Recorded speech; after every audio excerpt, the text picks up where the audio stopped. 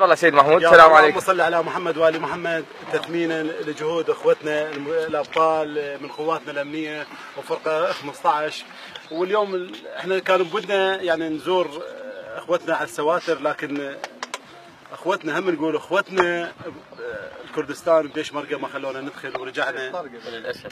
رجعنا نقول مع الاسف، لكن تثمينا للانتصارات احنا هديناهم هاي الهديه، شعار قافله النصر والسلام.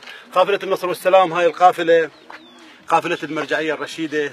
انطلقنا من لبينا نداء المرجعيه الرشيده وتثمينا لاخوتنا، وهم ما شاء الله اثنينهم ابطال، وراح نقول هذا العدد يربط يربط ان شاء الله الشيعه والسنه والكرد اخواتنا ان شاء الله ويحفظهم، واحنا ان شاء الله انتصارات نقول لهم دائما، وما يهمنا وما يصح الا الصحيح ان شاء الله. ان شاء الله. صل على محمد وآل محمد.